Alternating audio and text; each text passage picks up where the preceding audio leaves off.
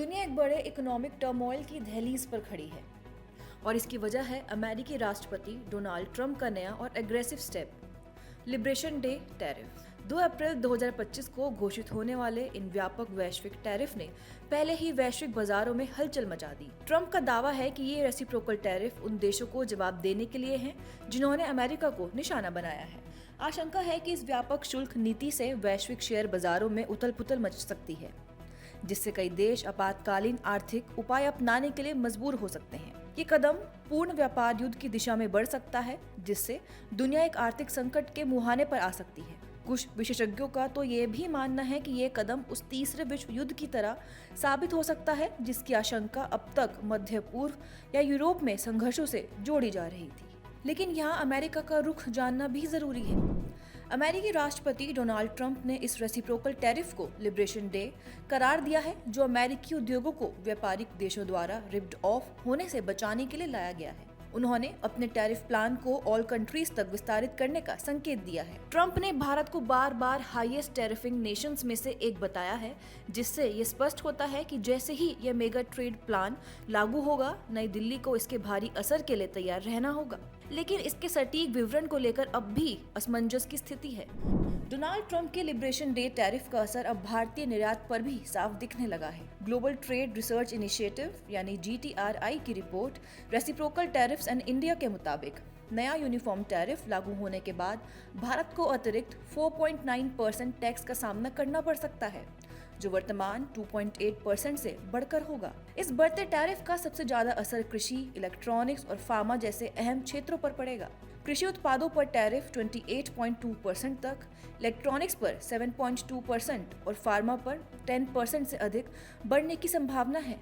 वहीं भारत में अमेरिकी उत्पादों पर औसतन 7.7% टैरिफ लगाया जाता है, जबकि अमेरिकी बाजार में भारतीय निर्यात पर सिर्फ 2.8% टैरिफ है, जिससे 4.9% का महत्वपूर्ण अंतर बनता है। यह असमानता भारतीय निर्यातकों के लिए बड़ी चुनौती बन सकती है, जिससे वैश्विक व्यापार संतुलन प्रभावित होगा और भारतीय उत्पादों की प्रतिस्पर्धा क्षमता पर असर पड़ सकता है। चलिए जानते हैं टैरिफ है क्या, देश इसे क्यों लगाते हैं और इसका बर्डन किस पर सबसे अधिक पड़ता है। टैरिफ एक ऐसा कर है जो आयातित वस्तुओं और सेवाओं पर लगाया जाता है। आमतौर पर यह किसी उत्पाद के मूल्य का एक निश्चित प्रतिशत होता है, जिसे सरकारें विभिन्न कारणों से लागू करती हैं। लेकिन सवाल अभी भी यही कि देश टैरिफ क्यों लगाते हैं।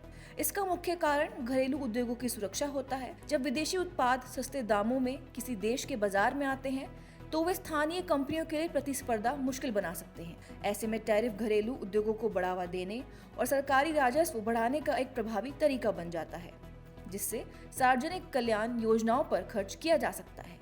लेकिन इस कर का भार कौन उठाता है? ये इस बात पर निर्भर करता है कि उत्पाद की मांग कितनी है और उसके विकल्प उपलब्ध हैं या नहीं। अधिकतर मामलों में ये भार आयातकों और उपभोक्ताओं पर पड़ता है। अमेरिकी कंपनियां जो इन वस्तुओं का आयात करती हैं, अक्सर इस अतिरिक्त लागत को उपभोक्ताओं पर डाल देती हैं, जिससे उत्पाद महंगे हो जाते हैं। वहीं विदेशी कंपनियां बाजार में बने रहने के लिए कीमतों में कटौती करने पर मजबूर हो जाती हैं। अमेरिका के खिलाफ कई देशों ने जवाबी टैरिफ लगाए हैं। चीन ने अमेरिकी कृषि उत्पादों पर 10 से 15% टैक्स लगाया और व्यापार युद्ध के लिए तैयार होने की घोषणा की। कनाडा ने अमेरिकी स्टील, एल्युमिनियम व अन्य वस्तुओं पर 25% टैरिफ यानी $42 बिलियन लगाया। EU ने $28 बिलियन के अमेरिकी सामानों इंक्लूडिंग शराब, स्टील और एल्युमिनियम पर टैरिफ लगाया। भारत को टैरिफ संकट से निपटने के लिए GTRI ने 3 अहम सुझाव दिए हैं। पहला, 0 फॉर 0 रणनीति, जिससे टैरिफ प्रभाव संतुलित किया जा सके। दूसरा है रिटेलिएटरी मेजर्स, यानी चीन की रणनीति अपनाकर जवाबी टैरिफ लगाना। तीसरा है व्यापार डेटा विसंगतियों को ठीक करना और मुद्रास्फीति संबंधी दावों को सही करना, ताकि भारत की व्यापारिक स्थिति मजबूत हो सके। केंद्रीय वाणिज्य मंत्री ने लोकसभा में कहा कि भारत की टैरिफ नीति का उद्देश्य व्यापार नियंत्रित करना, घरेलू उद्योगों की सुरक्षा और आयात निर्यात से राजस्व उत्पन्न करना है। उन्होंने बताया कि भारत प्राथमिकता प्राप्त यानी प्रेफरेंशियल और मुक्त व्यापार समझौतों यानी FTA की ओर बढ़ रहा है, जिससे टैरिफ और गैर टैरिफ बाधाओं को कम या समाप्त किया जा सके। इस तरह टैरिफ एक आर्थिक नीति का हिस्सा होते हुए भी एक वैश्विक व्यापार युद्ध की चिंगारी बन सकता है, जिसका असर हर देश की अर्थव्यवस्था पर पड़ेगा। ऐसे ही महत्वपूर्ण जानकारी के लिए जुड़े रहिए विजन IAS के साथ।